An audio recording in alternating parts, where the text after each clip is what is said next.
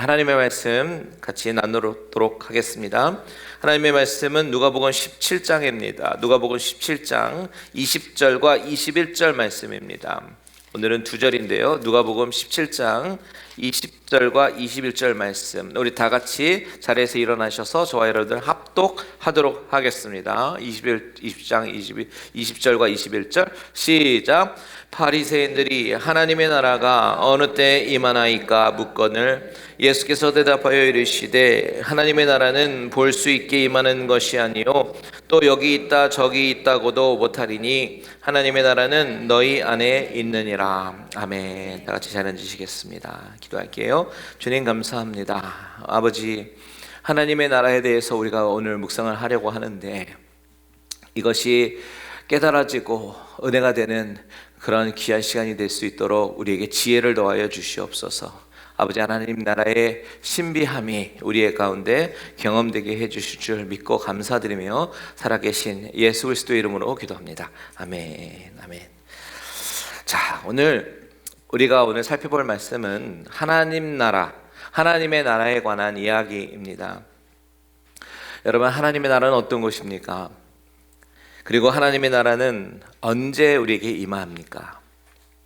이 질문은요, 우리가 수십 년 동안 신앙생활을 하더라도 쉽게 혹은 정확하게 대답할 수 있는 사람이 그리 많지 않은 것 같습니다. 하지만 아주 중요한 주제입니다. 이 주제가 오늘 설교 나눌 때 살짝 어려울 수도 있겠지만 제가 여러분이 잘 이해할 수 있도록 최대한 잘 설명해 드리려고 합니다. 사실 이 하나님의 나라에 관한 주제는요, 오늘 본문뿐만이 아니라 이 뒤에 보면 37절까지 계속해서 이어지고 있어요. 그런데 이 본문을 두 부분으로 나눠서 오늘은 20절과 21절까지만 생각해 보고 다음 주에는 그 다음 주 본문의 끝까지 37절까지 생각해 보려고 하는데, 제가 오늘 21절까지만 끊은 이유는 뭐냐면 오늘 본문은 예수님이 바리새인들에게 하시는 말씀이고요, 다음 주 본문은 예수님이 제자들에게 하시는 말씀이기 때문에 그렇습니다. 자, 하나님의 나라라는 전체적인 주제는 똑같아요. 그런데 바리새인들에게 말씀하실 때는 현재 우리가 사는 이 하나님의 나라, 이 나라의 현재성에 대해서 주님이 강조하시며 말씀하시고 계시는 거고요. 다음 주 본문인 37절까지는요, 제자들에게 하나님의 나라는 다가올 텐데 다가올 하나님의 나라, 그때 어떤 일이 일어날 것인지에 대해서 하나님 나라의 미래성에 대해서 이야기하거든요. 자, 이렇게 예수님은 하나님의 나라의 현재성과 미래성을 구분해서 설명하고 계시는데요, 이걸 가지고 신학자들은 이미 그리고 아직이라는 이 두 단어를 써서 already but not yet이라고 설명하곤 합니다. 근데 우리가 반드시 기억해야 될 것이 무엇이냐? 바로 하나님의 나라는 이미 시작된 나라라는 겁니다.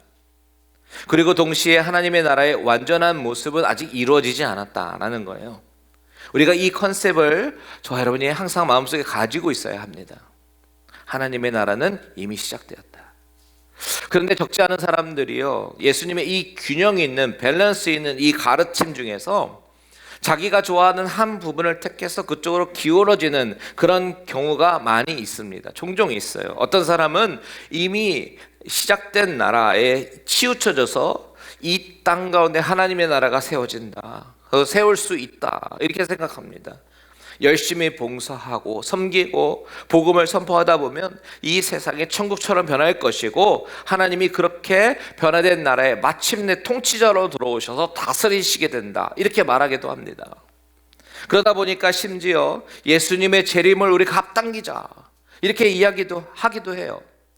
그런데 반대로 어떤 사람들은 아직 이루어지지 않은 나라에 집착합니다. 이 땅에서 일어나는 하나님의 놀라운 역사 속에서 우리가 해야 할 의무와 책임은 다 뒤로 하고 오직 앞으로 다가올 하나님의 나라의 어떤 징조들이 있을 것이냐, 이 징조에만 힘쓰고 애쓰는 사람들이 있습니다. 그런데 분명히 성경은 이미 이루어진 하나님의 나라와 도래할 나라, 이 두 나라를 동시에 이야기하고 있거든요. 그럼에도 불구하고 많은 경우에 사람들이 편향된 시각으로 한쪽만 이해하려고 한다라는 겁니다. 대표적인 예가 오늘 본문에 나오는 바리새인들이에요. 바로 그런 경우입니다. 이들은요, 아직 이루어지지 않은 나라, 즉 다가올 하나님의 나라에 대해서 기다리고 있었던 사람들이고요, 그리고 편향된 시각을 가지고 있었던 사람들입니다. 이들의 질문 한번 볼까요? 20절 다시 한번 읽겠습니다. 시작. 바리새인들이 하나님의 나라가 어느 때에 임하나이까 묻거늘 예수께서 대답하여 이르시되 하나님의 나라는 볼 수 있게 임하는 것이 아니요. 바리새인들은 어떻게 생각했냐면 하나님의 나라는 미래의 어떤 시점에 임한다라고 그렇게 생각을 했습니다. 그래서 그들의 질문을 잘 보시면 어느 때에 임하나이까, 시간에 대해서 묻고 있죠. 하나님의 나라가 임할 시간. 이들의 이 질문은 하나님의 나라는 어떤 곳입니까? 라고 묻고 있지 않아요. 왜 그렇습니까? 이미 알고 있다고 생각하는 거죠. 하나님의 나라에 대해서 알고 있다라고 생각하는 거예요. 그래서 그 하나님의 나라를 고대하고 있었습니다. 그렇다면 그들은 왜 하나님의 나라를 기다리고 있었을까요? 무엇을 근거로 왜 하나님의 나라가 앞으로 올 것이다 라고 믿었을까요? 바로 구약의 예언 때문에 그렇습니다. 사실은 그들은 구약의 엑스퍼트잖아요. 구약을 열심히 읽고 연구하는 사람들입니다. 이런 바리새인들에게 구약 선지자들의 예언은 아주 명확하게 다가올 하나님의 나라에 대해서 선포하고 있었습니다. 보실까요? 다니엘서 7장 13절과 14절 같이 한번 읽겠습니다. 시작. 내가 또 밤 환상 중에 보니 인자 같은 이가 하늘 구름을 타고 와서 옛적부터 항상 계신 이에게 나아가 그 앞으로 인도되매 그에게 권세와 영광과 나라를 주고 모든 백성과 나라들과 다른 언어를 말하는 모든 자들이 그를 섬기게 하였으니 그의 권세는 소멸되지 아니하는 영원한 권세요 그의 나라는 멸망하지 아니할 것입니다. 다니엘의 환상 가운데 인자 같은 이가 하늘의 구름을 타고 온다. 모든 나라와 백성들은 그를 섬기게 될 것이다. 그에게는 영원한 권세가 있고 그의 나라는 멸망하지 않을 것이다. 이렇게 예언을 했습니다. 그래서 유대인들이 기대하는 메시아는요, 인자 같은 이가 구름을 타고 정말 스펙타클한 그런 바람을 일으키면서 내려와서 새로운 나라를 세우고 억압받던 그들을 풀어줄 그런 메시아를 기다리고 있었습니다. 유대인들이 정말 존경하고 추앙하던 이사야 선지자도 이렇게 얘기합니다. 이사야 40장 10절 시작. 보라, 주 여호와께서 장차 강한 자로 임하실 것이요 친히 그의 팔로 다스릴 것이라. 보라, 상급이 그에게 있고 보응이 그의 앞에 있으며. 자, 유대인의 현실은 어떤 현실이었어요? 로마의 압제 가운데 있었습니다. 암울한 현실 속에서요, 이들은 희망적인 메시지를 이 구약을 통해서 읽습니다. 그리고 영광스러운 하나님의 나라를 마음속에 소망하며 살고 있었습니다. 그런데 그 메시아를 통한 하나님의 나라의 도래는 아주 특별하게, 정말 스펙타클하게 임할 것이다 라고 생각을 했었어요. 그런데 예수님은 어떻습니까? 예수님에게서는 이런 징조를 발견하지 못하는 거예요. 너무나도 초라한 겁니다. 즉 천군 천사가 호위하고 출애굽기 그 나올 때 10가지 재앙처럼 그 사건의 버금가는 기적적인 일과 막 이런 징조들이 여기서 막 동반이 되고 로마 사람들로부터 해방시키는 그런 일이 예수님에게서는 보이지가 않으니까, 발견되지 못하니까 이들은 실망을 합니다. 아, 이 사람은 메시아가 아니구나. 그래서 예수님 앞에 물어보는 거예요. 이 질문은 궁금해서 물어본다기보다는 약간 비아냥거리듯이 물어보고 있는 것일 거예요. 당신은 메시아는 아닌 것 같고 도대체 하나님의 나라는 언제 도래한다고 생각하는지 한번 드러나 봅시다. 이런 뉘앙스인 거죠. 이때 주님의 대답을 한번 볼까요? 주님은 뭐라고 대답하시냐면 20절에 하나님의 나라는 볼 수 있게 임하는 것이 아니래요. 바리새인들은 자신들이 하나님의 나라를 알고 있다라고 생각을 했는데 주님은 아니야, 너희들은 아직 개념을 못 잡고 있어, 이런 이야기입니다. 여기서요, 볼 수 있게라고 하는 이 단어, 이 단어에 보다라는 단어는요 아주 특이한 단어가 쓰였습니다. 신약 성경 전체 중에 오직 이곳 한 군데만 쓰였던 단어입니다. 그래서 이 단어가 어떤 뜻을 가지고 있느냐, 성경 이외에 다른 문헌에 쓰인 데를 이렇게 살펴보면 성경 위에는요 하늘의 별들의 움직임을 관찰해서 미래의 일을 예측할 때, 그러니까 점성술처럼 별들의 움직임을 관찰해서 미래가 어떻게 될 것인지 예측할 때, 그때 관찰하다, 보다, 이 단어가 오늘 성경에 쓰인 바로 파라테레시스라는 단어예요. 볼 수 있다, 보다라는 단어입니다.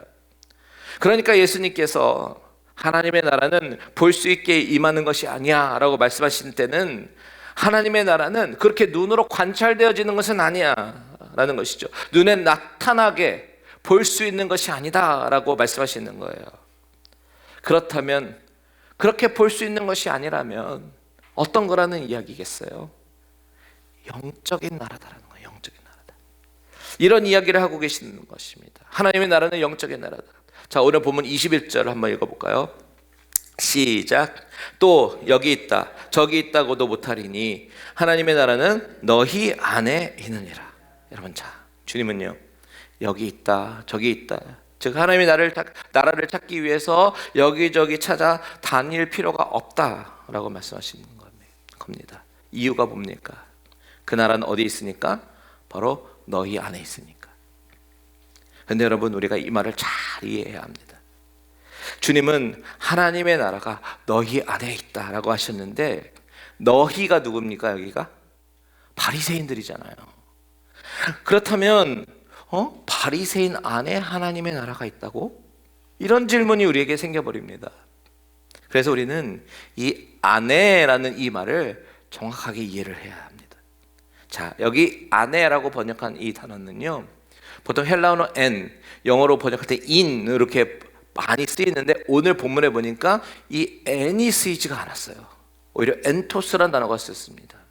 그리고 영어 성경은 이것을 어떻게 번역했냐면 in the midst of you 라고 번역합니다. 쉽게 말씀드리면 예수님은 하나님의 나라는 너희 마음에 있다, in you 라고 말씀하신 것이 아니라 among you guys 라고 말씀하시는 거예요. 복수예요.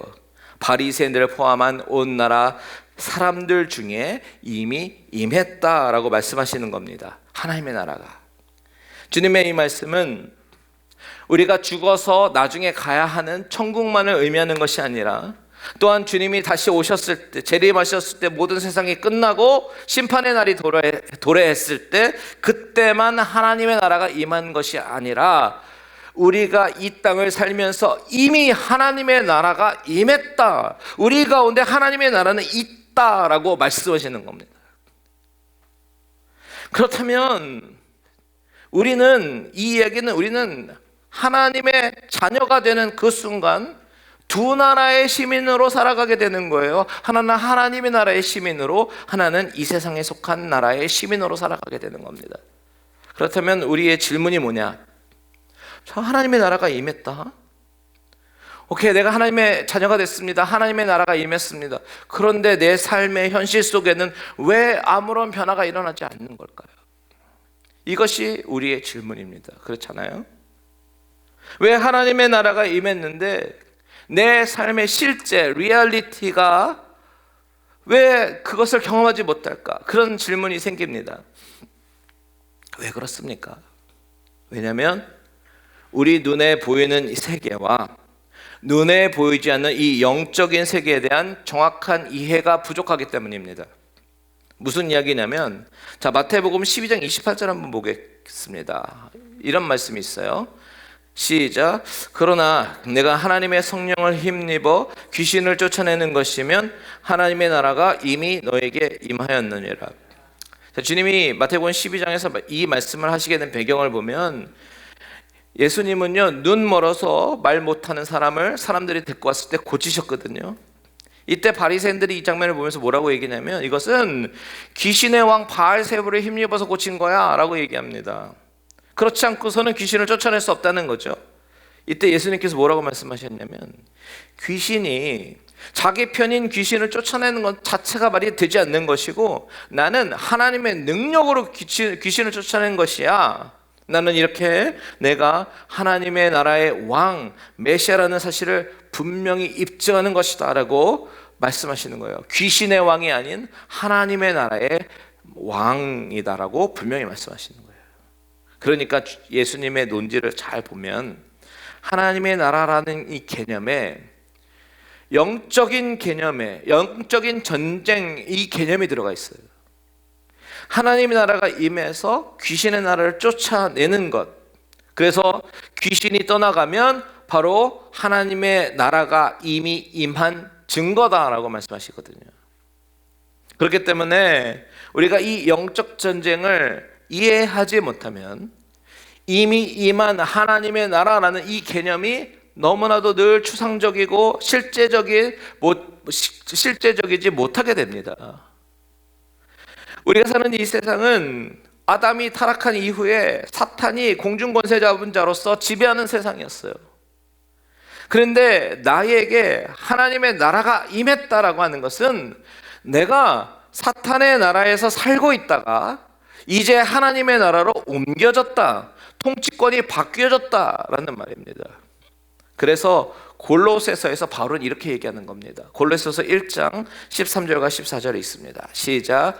그가 우리를 흑암의 권세에서 건져내사 그의 사랑의 아들의 나라로 옮기셨으니 그 아들 안에서 우리가 속량 곧 죄 사함을 얻었도다. 우리가 그리스도의 십자가의 공로로 죄 사함을 받은 것은 바로 이 흑암의 권세에서 건져주셔서 예수님이 통치하시는 그 나라로 옮겨진 것이다, 트랜스퍼된 것이다 라고 바울은 설명하고 있는 것이죠. 자, 누가복음 10장에 보면요, 예수님은 70인을 앞서서 보내시죠. 둘씩 짝지어서 보내셨습니다. 그때 9절 한번 이런 얘기가 있어요. 거기 있는 병자들을 고치고 또 말하기를 하나님의 나라가 너에게 가까이 왔다 하라. 자, 이렇게 사탄의 지배를 받고 있는 이 세상에 하나님의 나라의 영적인 전쟁을 선포하면서 능력을 행하게 되는데, 만약에 그 사람들이 그것을 거부하게 되면 어떻게 하라고 말씀하시냐면 11절에 보니까 발에 묻은 먼지도 떨어버리라고 얘기합니다. 그러면서 하나님의 나라가 가까이 온 줄을 알라라고 선포하라는 거예요. 무슨 얘기냐면 발에 묻은 먼지를 떨어버리라고 하는 것은 미련을 갖지 말라고, 그들에게 어차피 하나님의 나라가 가까이 오게 되면 심판을 받게 될 것이다 라고 말씀하시는 겁니다. 그러니까 주님께서 이렇게 이 땅에 오셔서 새로운 복음이 선포가 됐습니다. 그리고 신자들 가운데 새로운 하나님의 나라가 임하게 되면 이 세상은 공중권세 잡은 사탄의 세력과 또한 새롭게 도래하는 하나님 나라와의 충돌이 생기는 겁니다. 영역 싸움이 계속해서 되는 겁니다. 이렇게 하나님의 나라가 도래했다라고 하는 것은 이 영적인 전투가 시작이 되었다라는 말이에요. 여러분, 우리가 이 개념을 제대로 이해하지 못하면 하나님의 나라가 이미 우리 가운데 임했는데도 하나님의 나라가 우리 삶의 실제적인 것이 아니라 그저 관념적이고 추상적인 사건으로 우리가 이해를 하게 되는 것입니다. 그렇다면 우리가 가져야 될 질문은 뭐예요? 사탄과의 영적인 전쟁은 그러면 어떤 양상으로 나타나느냐? 그 하나님의 나라가 현재 우리의 삶 가운데 임했지만 동시에 미래적인 사건으로 언젠가는 완성이 될 텐데, 그 완성이 되는 그 시점까지 우리는 계속해서 싸울 거 아니에요? 영적인 전투를 싸우게 될 거 아닙니까? 과연 사탄은 우리 신자들을 어떻게 공격하겠습니까? 이것이 우리의 궁금점입니다. 그래서 이것에 대해서 대답을 해드리면, 사탄은요 아주 교모하게 마음과 생각을 통해서 신자를 공격해요. 잠언 볼게요. 잠언 4장 23절에 이렇게 얘기하는 겁니다. 시작. 모든 지킬 만한 것 중에 더욱 내 마음을 지키라. 생명의 근원이 이에서 남이니라. 자, 이 구절에서요, 내 마음을 지키라, 지킨다라는 표현이 나오는데, 이 지킨다라는 표현은 guard, 군사적인 용어입니다. 지키고 빼앗기지 않으려고 이렇게 보호하는 그런 단어입니다. 사탄이 신자의 마음을 훔치려고 해요. 빼앗으려고 해요. 공격해 들여옵니다. 그것을 방어하라, 지키라라는 거죠. 누가복음 8장 12절 한번 볼까요? 시작. 길가에 있다는 것은 말씀을 들은 자니 이에 마귀가 가서 그들이 믿어 구원을 얻지 못하게 하려고 말씀을 그 마음에서 빼앗는 것이요. 자, 길가에 있다는 것, 말씀을 들었습니다. 저와 여러분처럼 말씀을 들었어요. 그런데 마귀가 가서 믿음으로 열매 맺지 못하게 하려고 그것을 어디에서 빼앗아요? 마음에서 빼앗습니다. 그것이 바로 사탄이 하는 짓이고, 그래서 마음을 지키라 라고 얘기하는 거예요. 성경은요, 가룟 유다에 대해서도 이렇게 얘기합니다. 요한복음 13장 2절 시작. 마귀가 벌써 시몬의 아들 가룟 유다의 마음에 예수를 팔려는 생각을 넣었더라. 마귀가 가룟 유다의 어디에? 마음에 예수를 팔려는 생각을 넣었습니다. 가룟 유다가 이것이 영적인 전쟁이구나 라는 것을 알았더라면 대적했을 텐데, 모르니까 그 생각을 어셉트하는 거예요. 받아들이는 거예요. 여러분, 사탄은요, 우리의 정신세계를 지배하려고 합니다.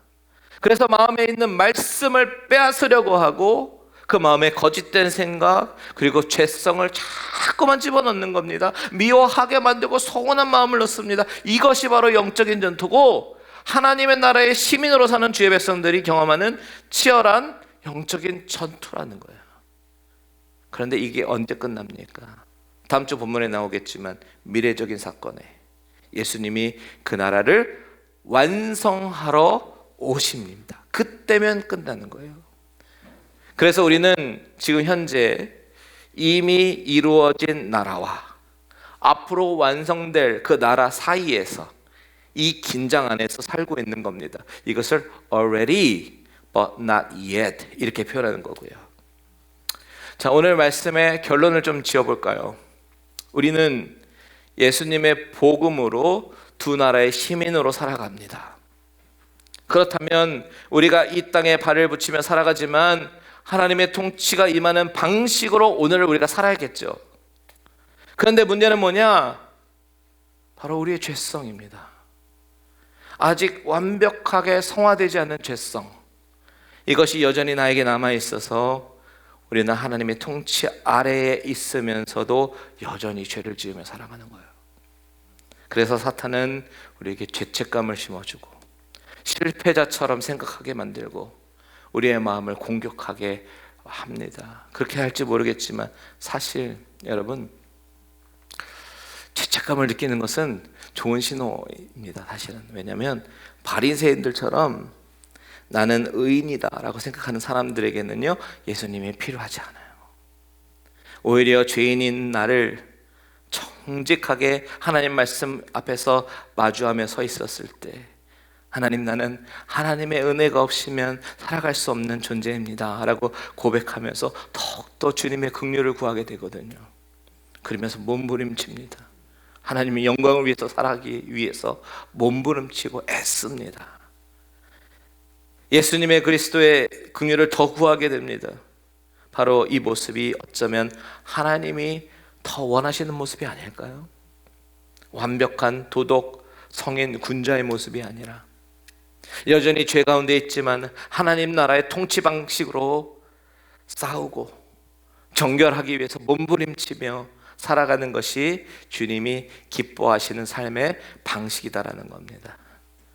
주님은요, 완벽한 도덕주의자를 기뻐하시는 것이 아니라 다윗처럼 죄를 지어서 넘어졌어도 하나님께 돌이키고 회개하고 하나님께 돌아오기를 애쓰는 자를 사랑하십니다.